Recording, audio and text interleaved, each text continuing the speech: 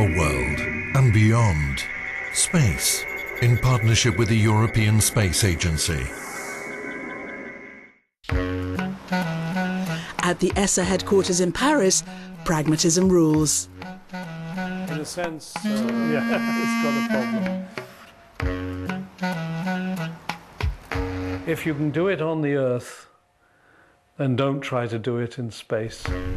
I always felt it would be terrible if you got to Mars and suddenly realized the tool you really wanted was back home on the shelf. Here, in this part of Andalusia in Spain, the geology is very similar to that on Mars. The water is naturally red because of iron deposits in the rocks which leach out into the water.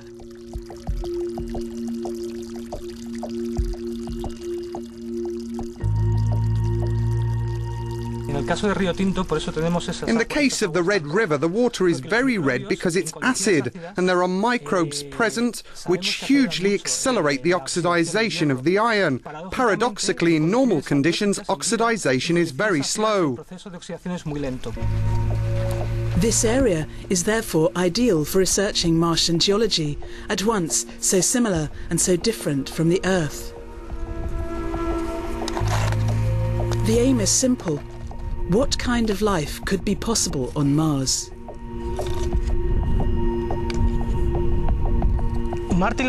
Millions of years ago, Mars and Earth probably presented similar primitive environments, so if life existed on Earth, then we can legitimately consider the hypothesis that it could also have developed on Mars. The most probable scenario is that we find life in microscopic form, microorganisms similar to those we find on Earth.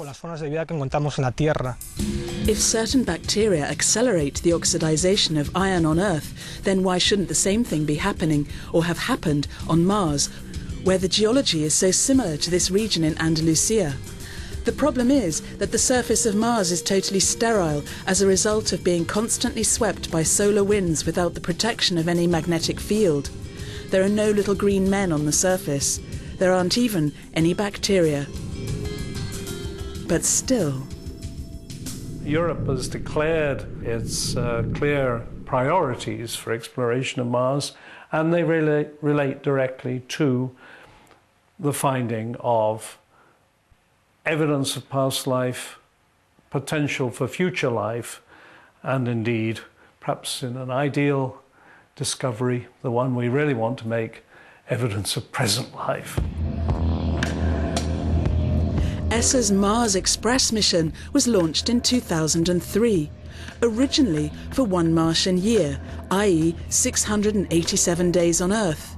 But it has been so successful that the mission has been prolonged. You look at the surface of Mars, it really looks as if there's been liquid. In many places on the surface you see evidence of things that look like rivers, of structures that you would see in a dried up stream bed. But frustratingly, you don't see the water. We know below the surface there are layers of ice. This is, again, one of the great discoveries of the radar on Mars Express. We Europeans have been rather obsessed with getting below the surface, and even Mars Express got below the surface by sending signals down below the surface and seeing reflections from ice. I think a challenge for us on a planet like ours that absolutely exists, where life exists only because of the water, is to understand where the water went. So that's one question, but there's another one. The Mars Express has discovered that methane is constantly generated on the surface of Mars. But where is it coming from? Methane is normally associated with organic activity on the Earth. If you just put methane into the atmosphere, it disappears very rapidly. It's changed by the sunlight. And so we know if we find methane, it must be being continuously created. I wish there was only one way to create methane, because if there were, we would have proved life exists on Mars now, or at least organic activity. Unfortunately, the story is more complex. Methane is also produced by other processes, non-organic processes, such as, for instance, volcanoes. There are some impressive volcanoes on Mars, like Mount Olympus, which is nearly 24 kilometres tall. A monster, but an inactive one, because volcanic activity on Mars stopped a long time ago. So where is the methane coming from? If there is organic activity on Mars, it almost certainly has to be below the surface. How far below the surface? Well, there's a limit to how far we can dig, but we can go down 1 or 2 meters if we put the effort in to develop the capability to do that.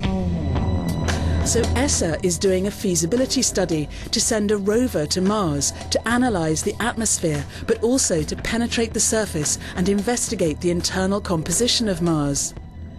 The materials collected will be analysed in situ and the results transmitted to Earth. Missions like this, however, need international cooperation. It's something that we should do with the Americans, with the Russians. It cannot be done without a plan. It cannot be done in one big jump. It's got to be done step by step. I think we've started the step by step. I just would like the pace to rise a little faster.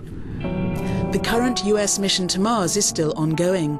The Mars Express is still in orbit, along with NASA's Mars Orbiter Explorer. On the planet's surface are 2 little rovers, Spirit and Opportunity, and the fixed Phoenix station, all of them American.